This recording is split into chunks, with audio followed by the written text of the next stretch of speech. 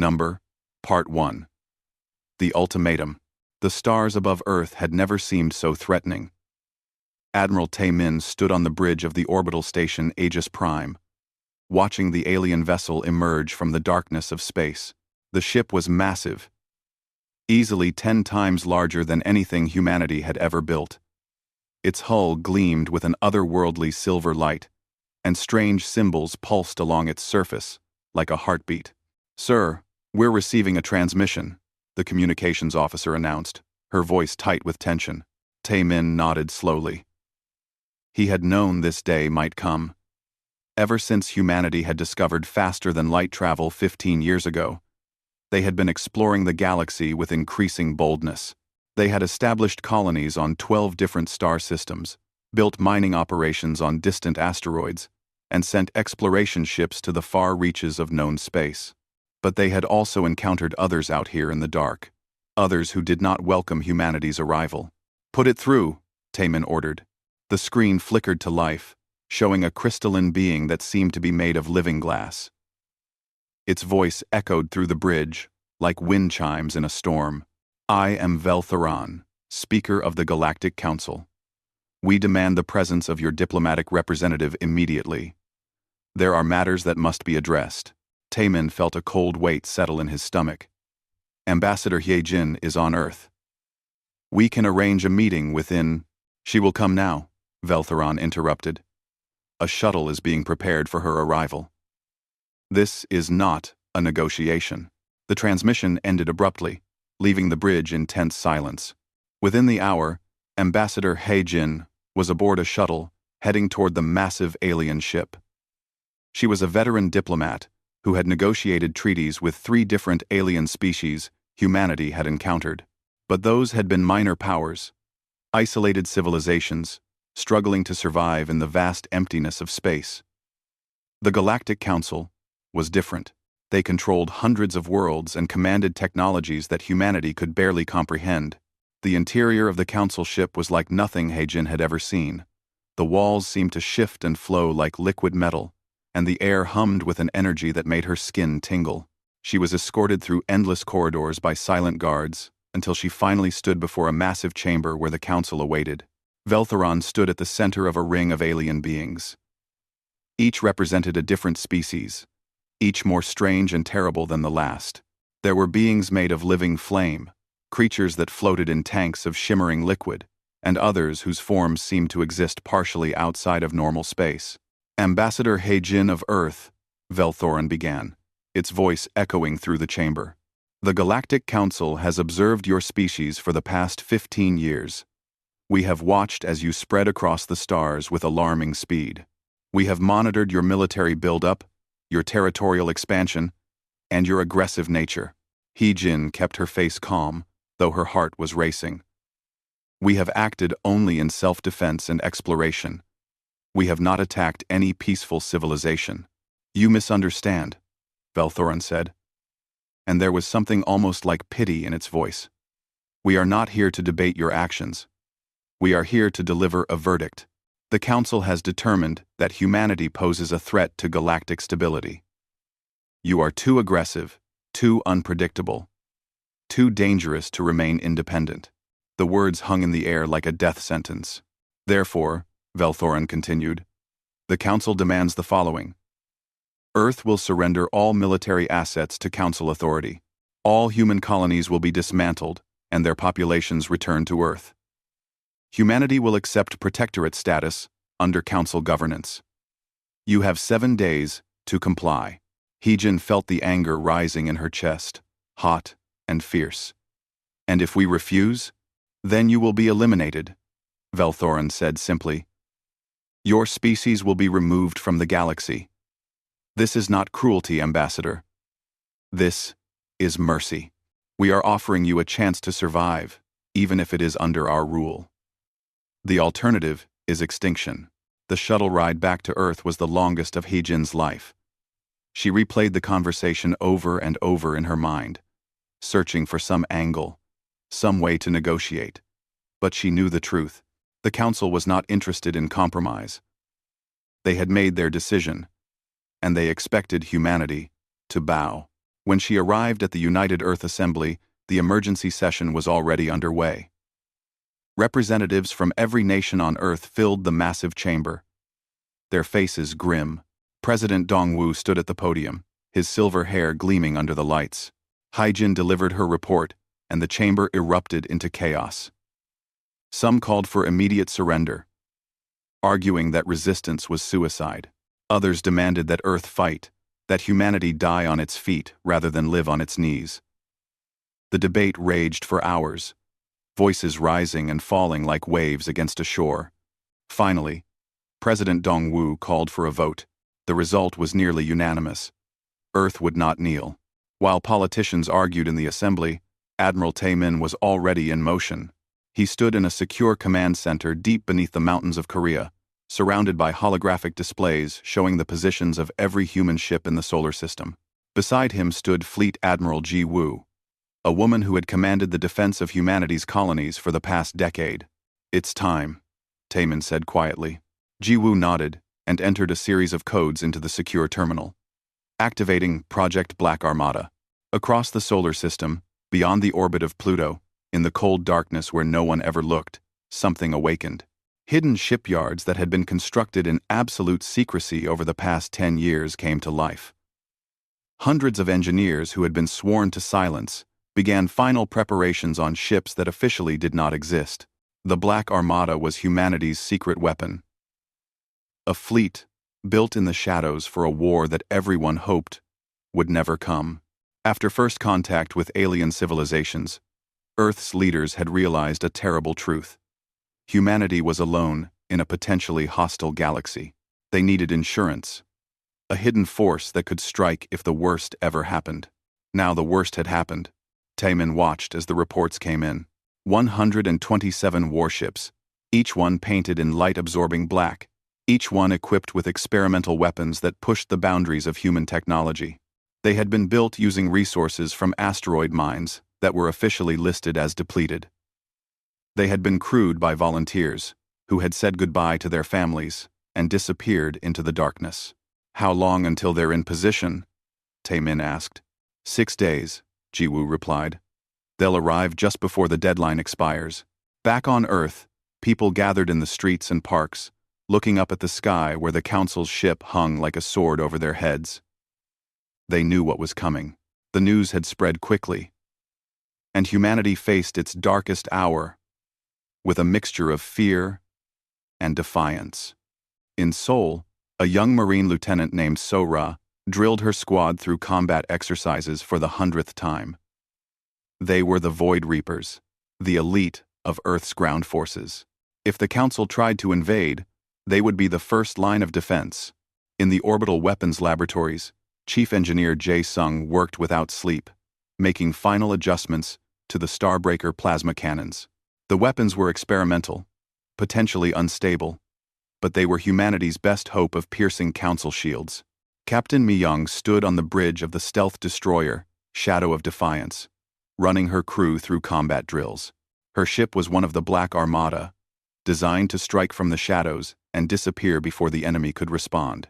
The 7 days passed like a dream, each moment stretched thin with tension. The Council's armada began to assemble at the edge of the solar system. 300 warships, each one a masterpiece of technology that humanity could barely comprehend. They moved in perfect formation, blocking out the stars as they approached Earth. On the final day, Admiral Taemin received the confirmation he had been waiting for. The Black Armada was in position, hiding in the shadow of the moon, their weapons charged and ready. President Dongwu delivered one final address to the people of Earth. His voice was steady, though everyone could hear the weight of the moment. "Today, we face an enemy that demands our surrender. They offer us survival at the cost of our freedom. But humanity has never accepted such bargains. We will fight, we will resist, and whatever the cost, we will show the galaxy that Earth does not kneel." As the deadline expired, the Council's armada began its advance. Their shields glowed with power, their weapons locked onto Earth's orbital defenses. They moved with the confidence of those who had never been truly challenged, who had crushed 1,000 rebellions across 1,000 worlds. They did not know that humanity had prepared a surprise.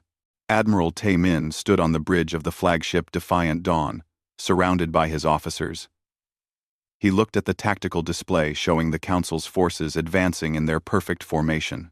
He thought of the crews of the Black Armada, waiting in the darkness.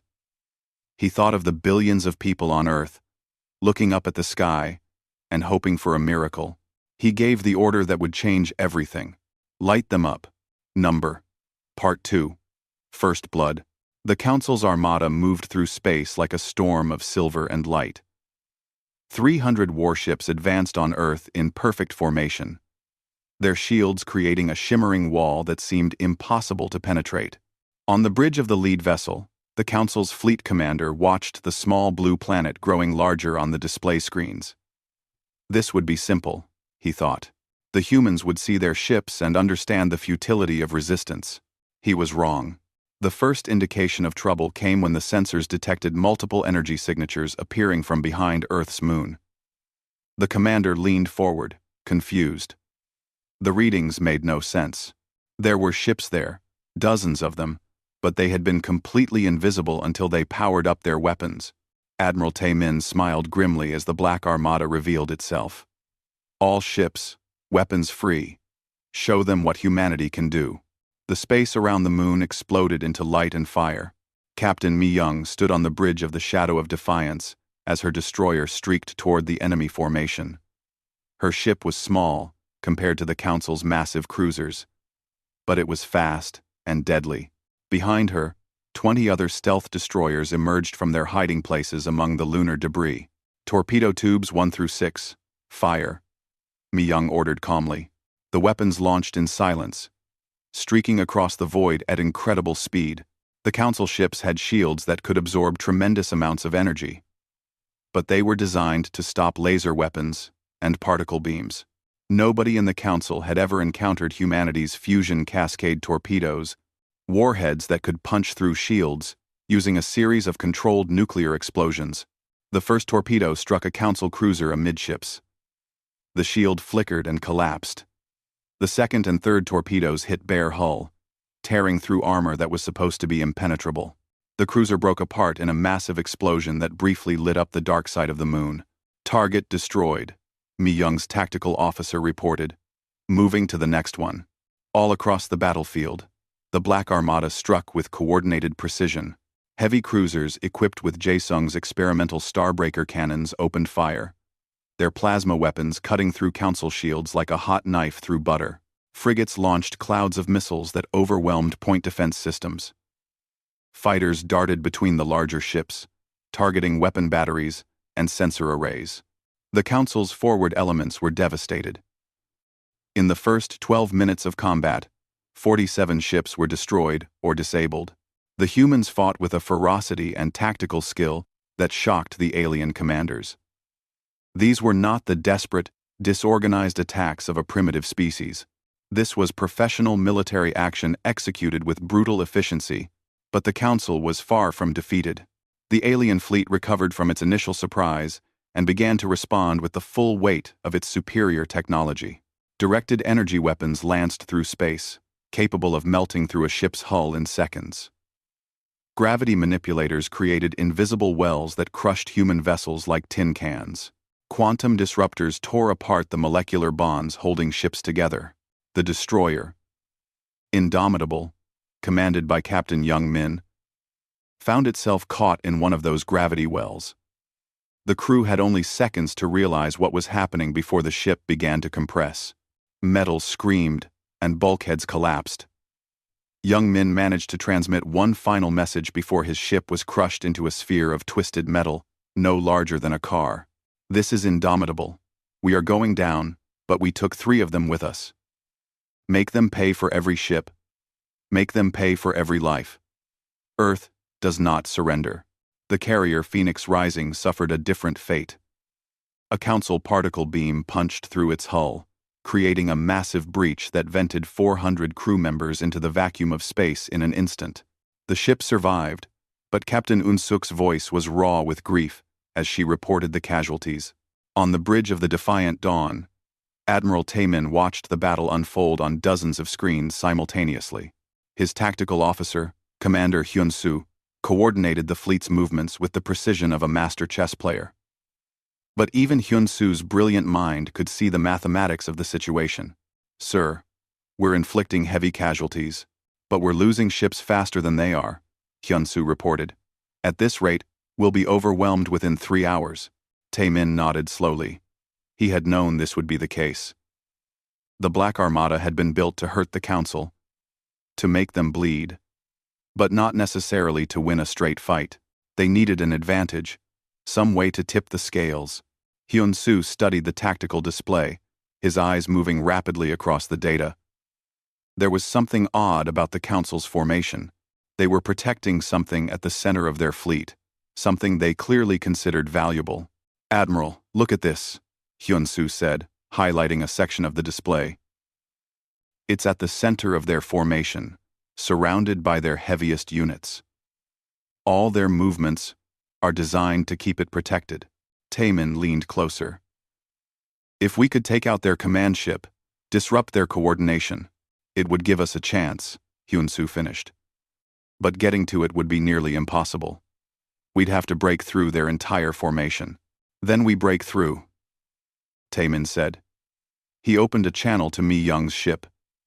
"Captain, I have a mission for you. It's going to be dangerous." Mi Young's face appeared on the screen, her expression calm despite the chaos of battle around her. "When is it ever not dangerous, sir?" Taemin quickly outlined the plan.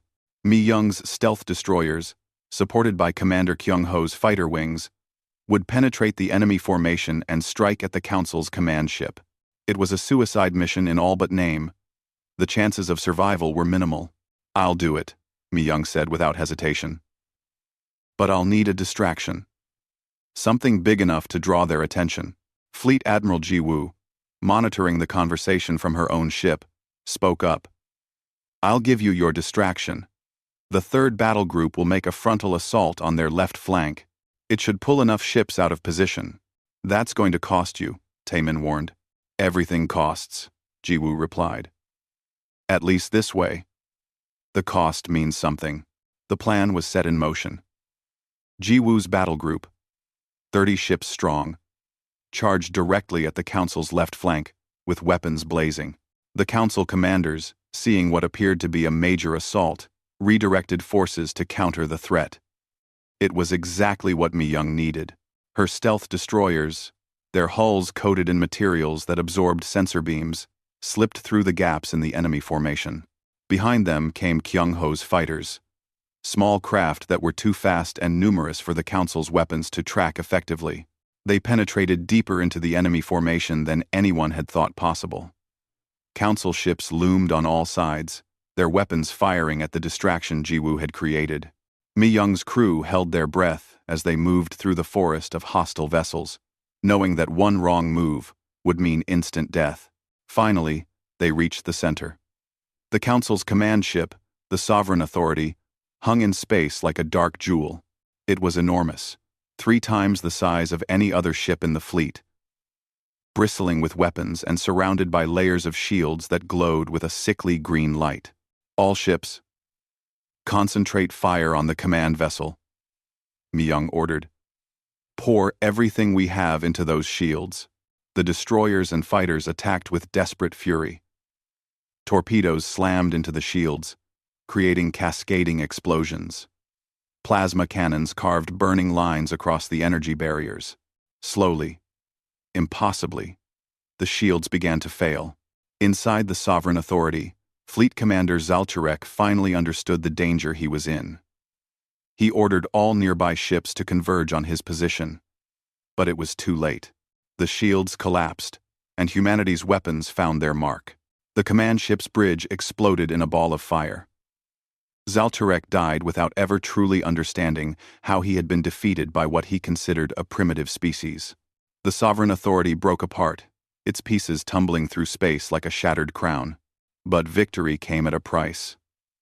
As Mi Young's ship pulled away from the dying command vessel, a Council destroyer appeared from behind a debris field. The enemy ship fired at point-blank range, and the shadow of defiance was crippled. Power systems failed, and life support began to flicker. "Abandon ship," Mi-young ordered. "All hands to the escape pods." Her crew evacuated quickly and efficiently, trained for exactly this scenario.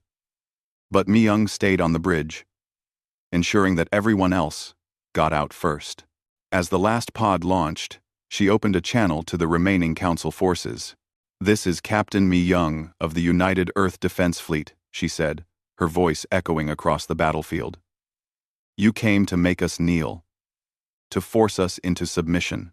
This is humanity's answer. We will never kneel. We will fight you in space. We will fight you on our planets. We will fight you until the last human draws their last breath. Remember this moment. Remember that we can hurt you.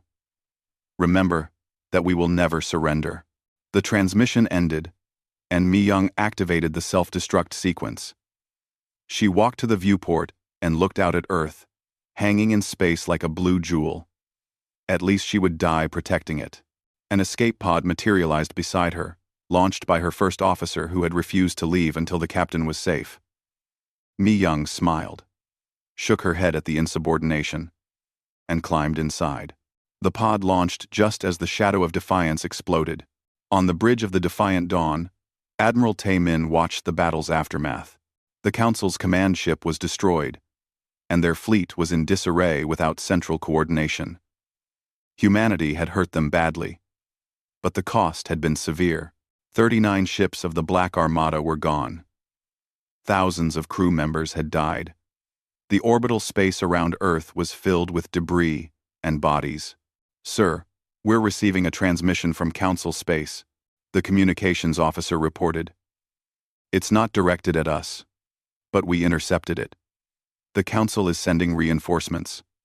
A second fleet, twice the size of this one." Tae-min closed his eyes briefly. They had won the first battle, but the war was just beginning, and the enemy was coming back with overwhelming force. "Send a message to all ships," he said quietly. "We've shown them we can fight. Now we show them we can win." Part 3. The Council's Wrath. In the distant capital of the Galactic Council, 10,000 light-years from Earth, the Chamber of Judgment fell silent. The assembled representatives of 100 species stared at the holographic display showing the wreckage of their fleet. For the first time in 10,000 years of Council dominance, they had been bloodied by what they considered a primitive species. The silence broke with a roar of outrage. "Unacceptable," thundered a representative whose body was composed of living flame. "These humans must be punished. They must be made an example."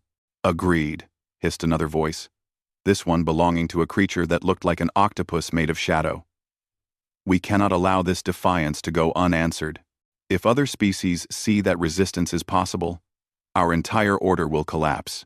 The debate raged for hours, but the conclusion was inevitable. The Council voted unanimously for the total extermination of humanity. No more offers of protectorate status. No more mercy. Earth and every human colony would be reduced to ash and dust. A second fleet was assembled, 600 warships strong, each one crewed by soldiers who had been told that humanity represented an existential threat to galactic civilization. They were not entirely wrong. If humanity could resist, others might try. Back at Earth, Admiral Tae-min stood among the wreckage of the first battle. The space around the planet was littered with debris from both human and Council ships. Salvage teams worked around the clock to recover bodies and equipment. The atmosphere was somber, but there was also a grim pride in what they had accomplished. "We hurt them," Fleet Admiral Ji-woo said, standing beside Tae-min as they watched a damaged cruiser limp toward the orbital repair yards. For the first time in their history, someone made them bleed, and now they're coming back to make sure it never happens again. Tae-min replied. He looked at the casualty reports displayed on his tablet. 39 ships destroyed, 7,000 crew members dead, and this was just the beginning.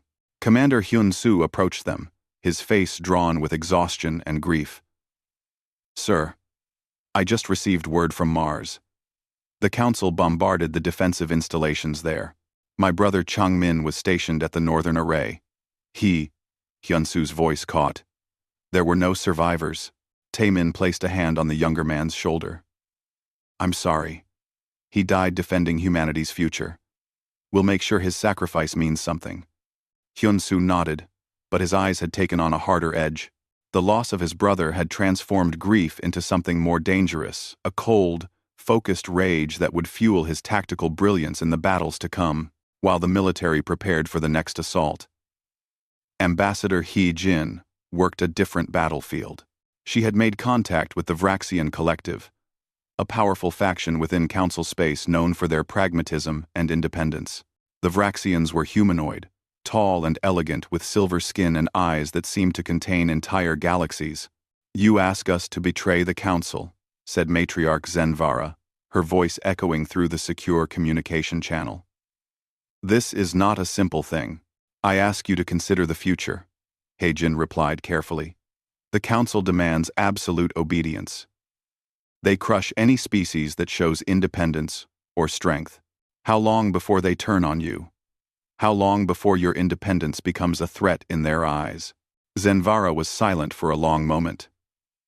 You make a compelling argument, Ambassador. But we cannot openly defy the Council. Not yet.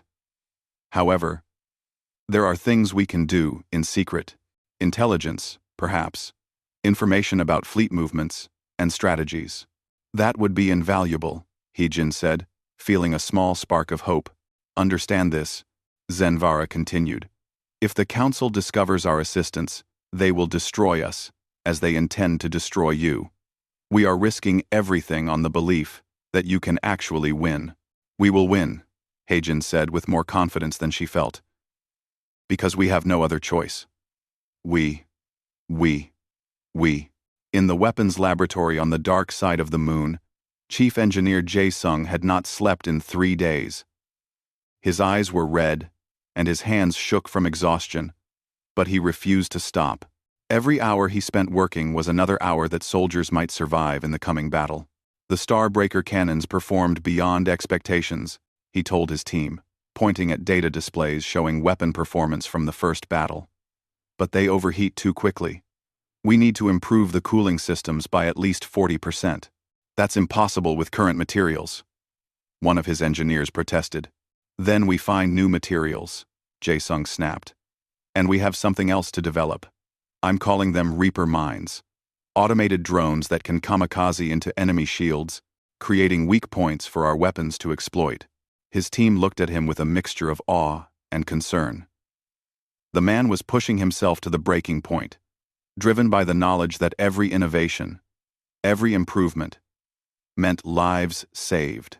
On Mars, Lieutenant Sora and her Void Reaper squadron prepared the colony's defenses. The bombardment had destroyed the northern defensive array, but the colony itself had survived. Now they had to ensure it stayed that way. Double the patrols, Sora ordered, and I want every civilian trained in basic combat procedures. If the Council tries to land troops here, we're going to make them regret it. Her Marines moved with quiet efficiency, placing defensive turrets, laying minefields, and fortifying the colony domes. Sora knew they were outnumbered and outgunned. But she also knew something the Council did. Not humans fought hardest when defending their homes. The intelligence Zenvara provided proved invaluable.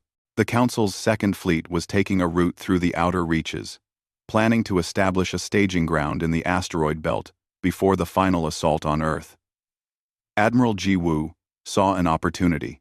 If they're going to use the asteroids as a staging ground, then we'll turn those asteroids into weapons, she said, studying the tactical maps. Her plan was audacious. Engineering teams would attach thrusters and explosive charges to dozens of large asteroids, essentially turning them into massive kinetic missiles. When the Council fleet arrived, they would find their staging ground had become a death trap.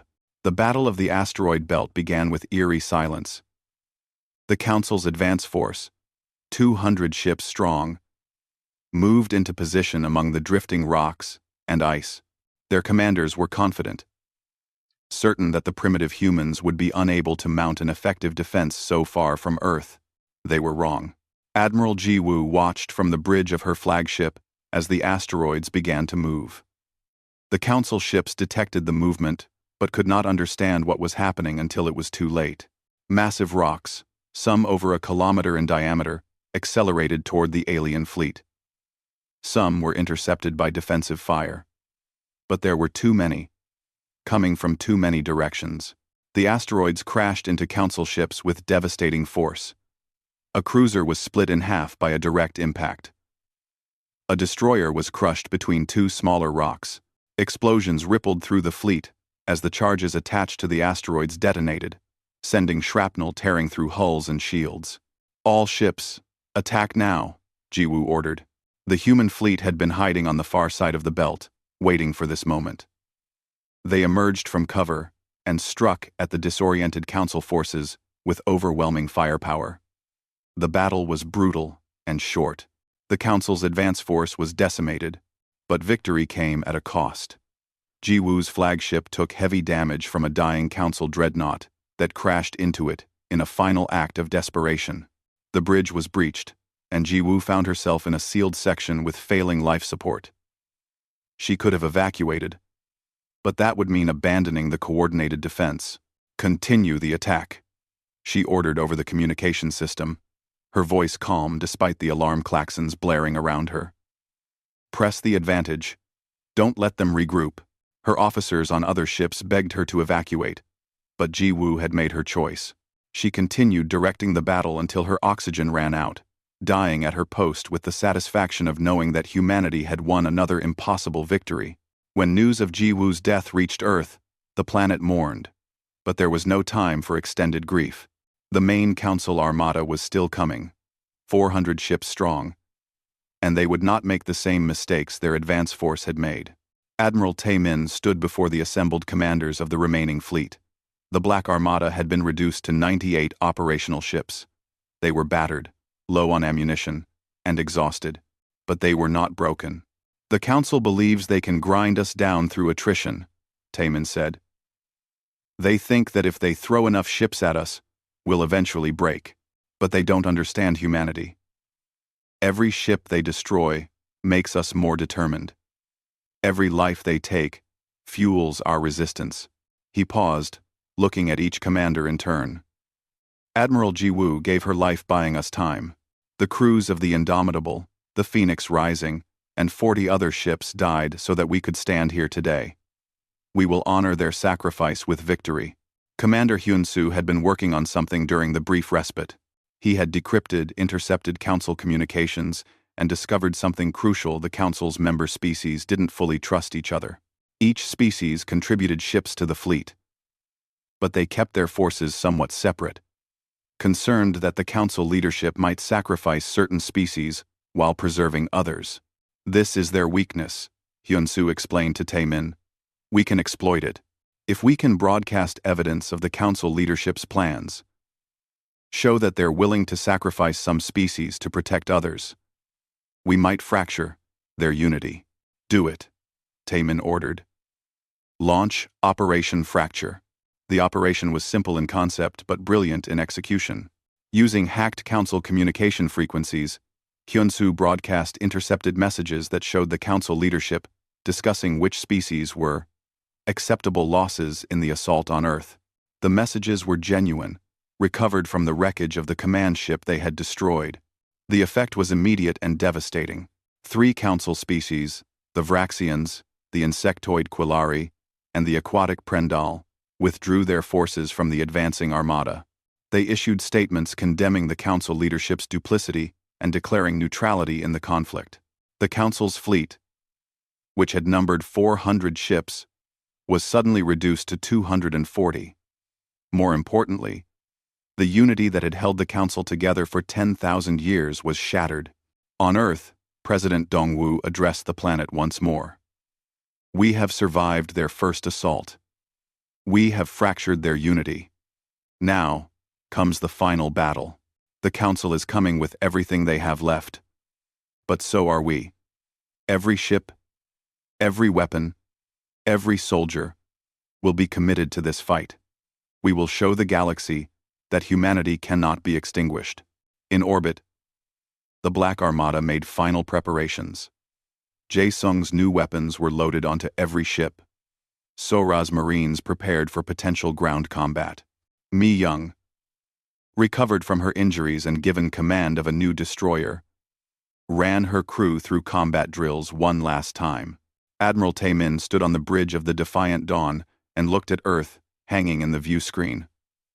Billions of people down there, each one counting on him to protect them. He would not fail. "Sir," the communications officer said quietly, "the Council fleet has entered the system. They'll be here within 6 hours." Taemin nodded. "Sound general quarters. All ships to battle stations. This is it. This is where we end this war." Part 4. The Crimson Spear. The war room deep beneath Earth's surface was filled with tension.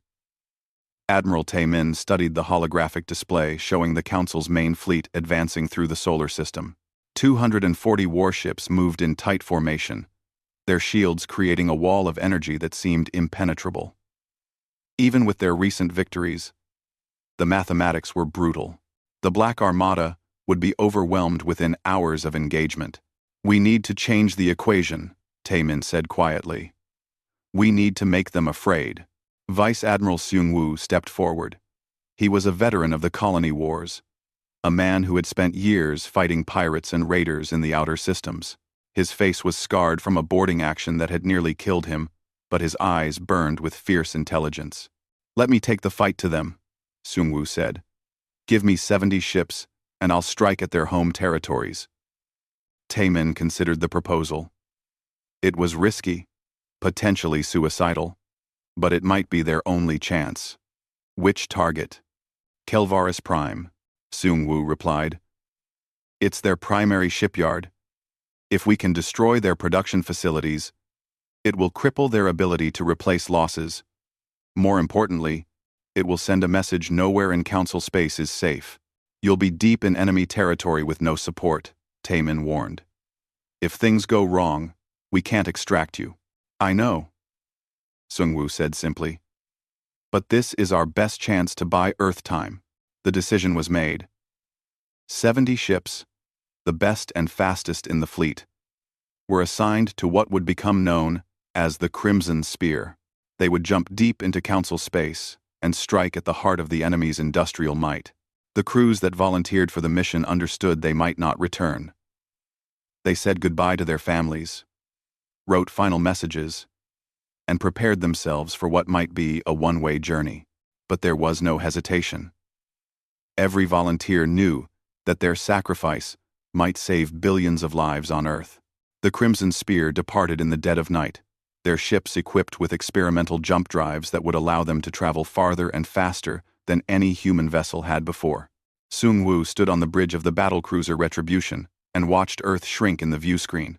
"Set course for Kelvaris," he ordered, "and may whatever gods exist have mercy on us." The journey took 3 days. 3 days of jumping through hyperspace, of wondering if each jump would be their last, of checking and rechecking weapons systems. Finally, they emerged in the Kelvaris system, and what they saw took their breath away.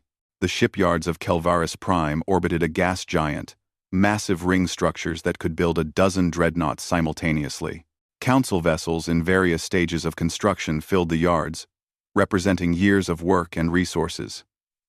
The system's defense fleet numbered 50 ships. Powerful, but complacent, they had never been attacked, never imagined that anyone would dare strike so deep into Council territory. "All ships, weapons free," Seung-woo commanded. "Hit them hard and fast." The Crimson Spear attacked with savage precision. Captain Yoon-ji of the destroyer Shadowblade led a bomber wing against the orbital shipyards. Her pilots flew through defensive fire that lit up space like a fireworks display, dodging plasma bolts and missiles with desperate skill. They released their payloads at point-blank range, and the resulting explosions tore through the construction bays like a hurricane through paper. 3 massive shipyards were destroyed in the opening minutes. 47 ships under construction were reduced to twisted metal and debris. The economic cost to the Council was staggering, representing years of production capacity lost in moments. But the Council's defense fleet responded with fury. The defenders might have been caught off guard, but they were still experienced warriors commanding powerful ships. They converged on the human fleet from multiple directions, their weapons blazing. The battle that followed was chaos. Ships on both sides exploded, collided, or were torn apart by weapons fire. The space around Kelvaris Prime became a graveyard of metal and bodies. Sung Woo realized quickly that his fleet was in trouble. The Council reinforcements were arriving faster than expected, jumping in from nearby systems. Within an hour, the Crimson Spear was outnumbered 3-1. "All ships, scatter," Sung Woo ordered, his voice heavy with the weight of the decision. Each captain is to cause as much damage as possible before retreating. This is no longer a coordinated strike. It's guerrilla warfare. The fleet broke apart, each ship becoming an independent raider. Some would make it home, others would die fighting, but all of them would make the Council pay. Captain Woojin of the frigate Dauntless found himself cornered by a Council dreadnought. His ship was damaged, his weapons nearly depleted.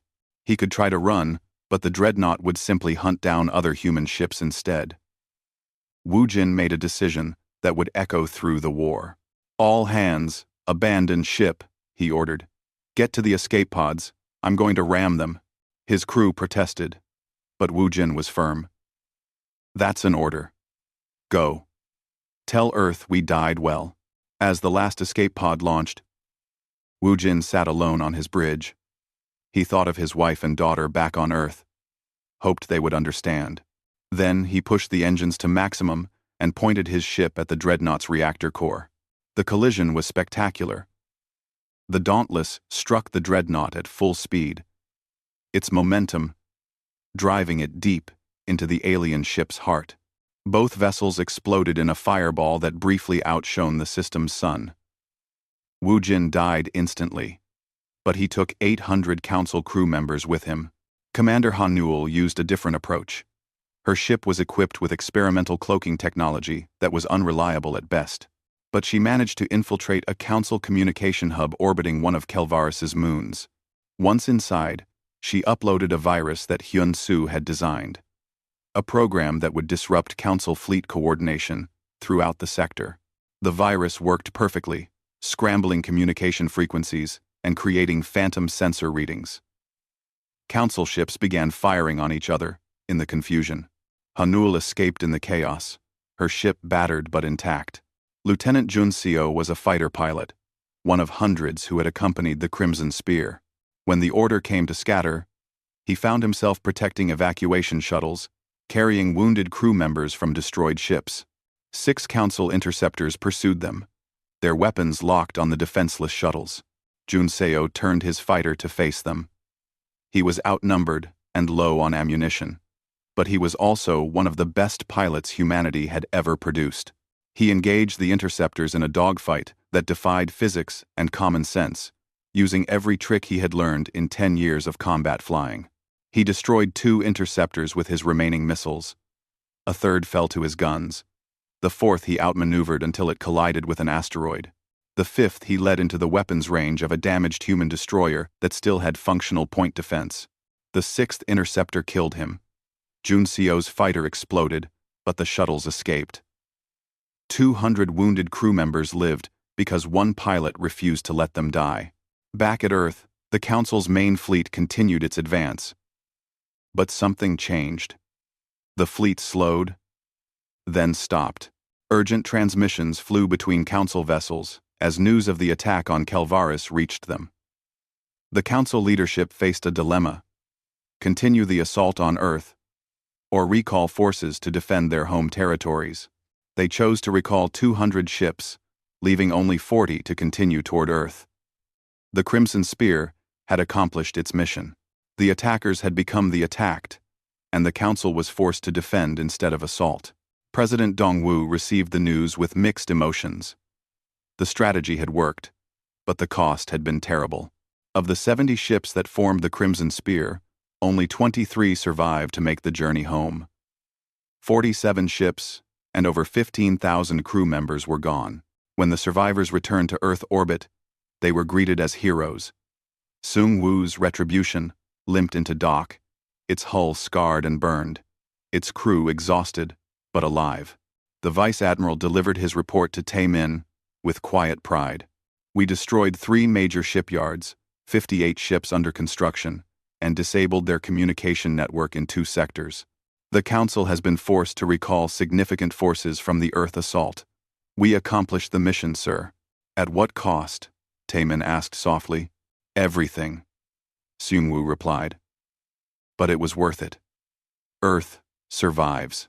The news of the Crimson Spear's raid spread quickly through human colonies and even into Council space. Humanity had struck the Council in their own territory, had bloodied them where they thought they were safe. Other species that had been conquered by the Council began to whisper among themselves. If humanity could resist, perhaps they could too. On the colony of Tau Ceti, Governor Minji organized the civilian population into militia units when a Council occupation force arrived. Using improvised weapons and guerrilla tactics, they ambushed the aliens in the colony's tunnel systems. The fighting was brutal and close quarters, but the humans refused to surrender. After 3 days of constant combat, the Council forces withdrew, unwilling to commit more resources to subduing one stubborn colony. At the Proxima colony, Captain Sang-hyun led a daring raid against a Council supply convoy. His people were miners, not soldiers, but they used their mining lasers and explosives with devastating effectiveness. The convoy was destroyed, and the supplies were distributed among other human colonies.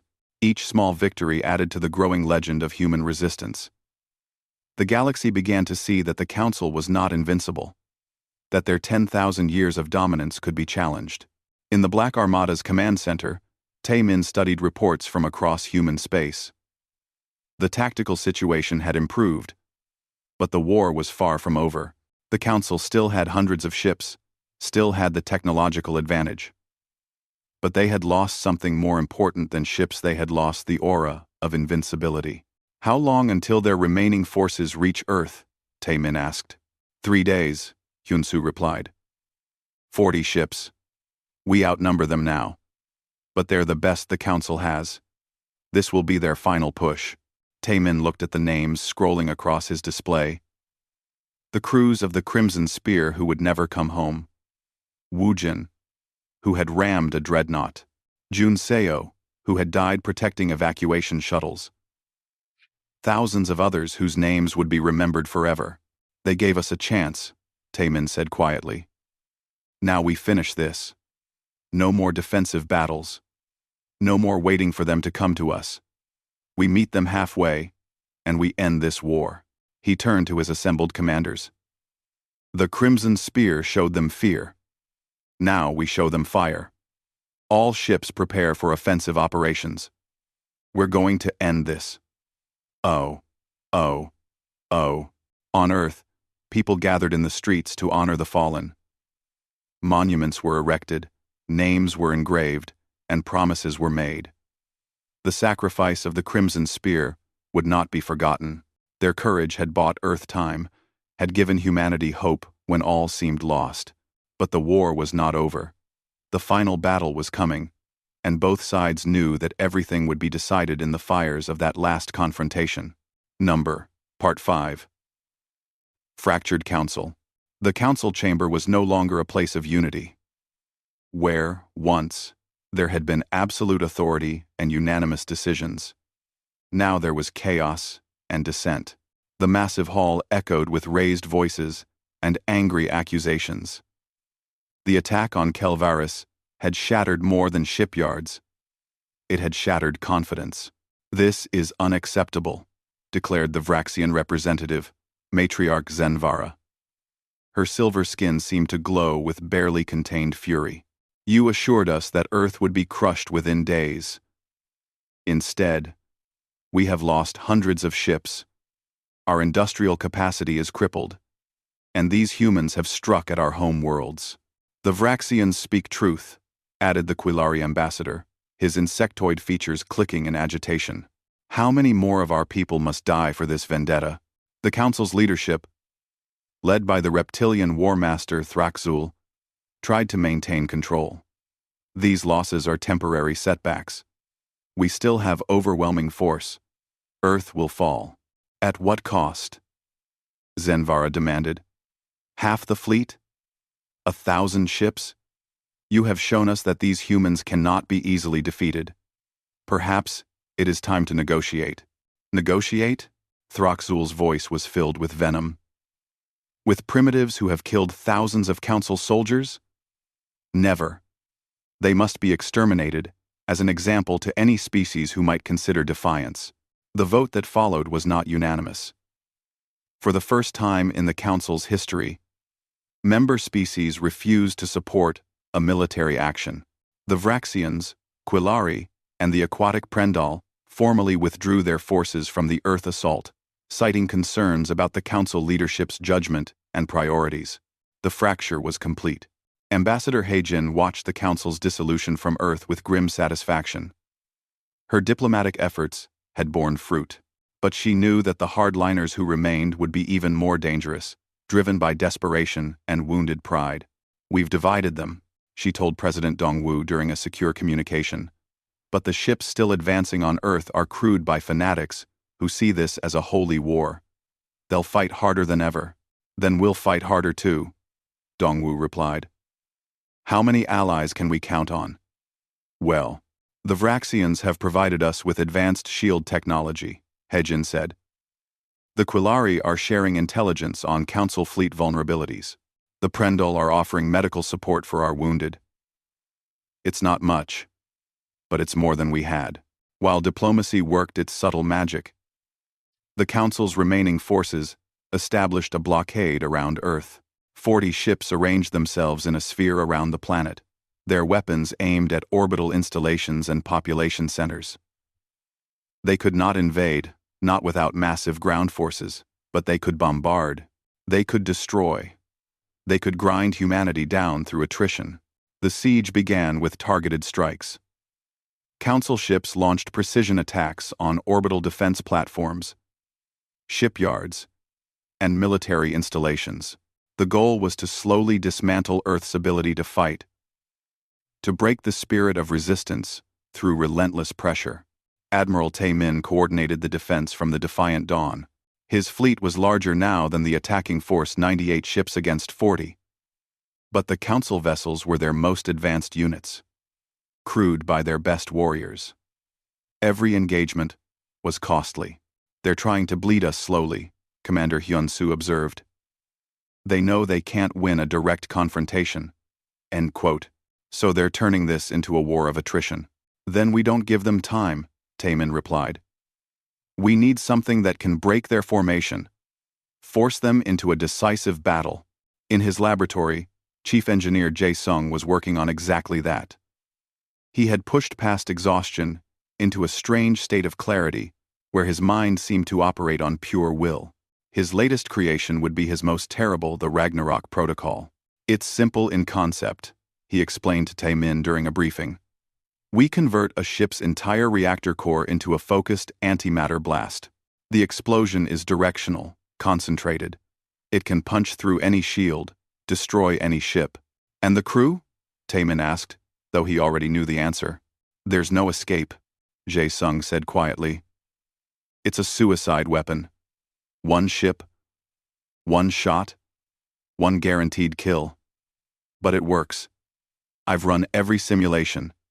This can break their blockade. The room fell silent. A weapon that required volunteers to die. It was a terrible thing to ask. But war demanded terrible choices. I'll announce it to the fleet, Taemin said. Any volunteers will be. You'll have more than you need. Hyun-soo interrupted. Sir, every crew member out there has lost someone. Friends, family, colleagues. There will be dozens of volunteers within hours. He was right. When the announcement went out, 47 ships volunteered to carry the Ragnarok Protocol. Taemin selected 6, ensuring that the others would live to fight on. The chosen crews made their preparations, said their goodbyes, and accepted their fate with quiet courage. On Mars, The Council made another mistake. They attempted a ground invasion of the colony, believing that the loss of Mars would break Earth's will to resist. Hundreds of drop pods descended through the thin Martian atmosphere, carrying soldiers in powered armor that made them nearly invincible. Lieutenant Sora and her Void Reaper squadron were waiting. The battle for Mars began in the colony's central dome. Council soldiers expected the humans to retreat, to fall back before superior firepower. Instead, they encountered Marines who had spent weeks preparing every tunnel, every corridor, every room, for exactly this moment. Sora led from the front, her tactical helmet displaying positions of her entire squad. They want a fight in close quarters? We'll give them one. Use the tunnels. Hit and fade. Make them afraid of every shadow. The Void Reapers fought with savage efficiency. They used explosives to collapse tunnels on advancing soldiers. They set traps that turned the colony's infrastructure into a weapon. They attacked from unexpected angles, using their knowledge of the terrain to offset the enemy's technological advantages. The fighting was brutal. Hand-to-hand combat in cramped corridors, where powered armor became a liability rather than an asset. Council soldiers found themselves pulled into knife fights and close-range gunfights where human desperation and fury counted more than superior equipment. Sora personally led the defense of the colony's power plant. When a council soldier in advanced armor cornered her squad, she charged with an improvised explosive device, detonating it at point-blank range. The explosion tore off her left arm and threw her across the room, but it also destroyed the enemy soldier. Medics rushed to her aid as she lay bleeding on the floor. "The power plant?" she gasped. "Secure, sir." Her second-in-command reported. "They're retreating." See. Well. There. After 3 days of constant combat, the Council forces withdrew from Mars. They had lost over 600 soldiers trying to take a single colony. The cost was too high, and the message was clear: every human settlement would fight with the same ferocity. Back in orbit around Earth, Hyun-Soo made a breakthrough. He had been analyzing encrypted Council communications for weeks, slowly piecing together fragments of information. Finally, he cracked their command protocols and discovered something devastating. The Council's member species didn't trust each other. Never had. Each species contributed forces to the fleet, but kept them somewhat separate, afraid that the Council leadership might sacrifice certain species to protect others. It was a weakness, a crack in their unity. Operation Fracture, Hyun-Soo explained to Taemin. We broadcast evidence of the Council leadership's communications.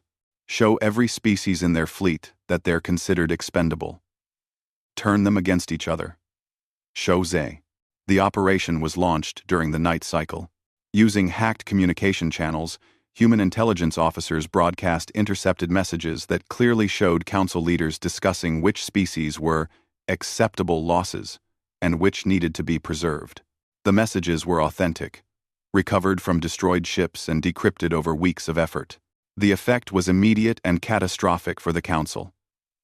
The remaining Vraxian ships in the blockade withdrew without warning.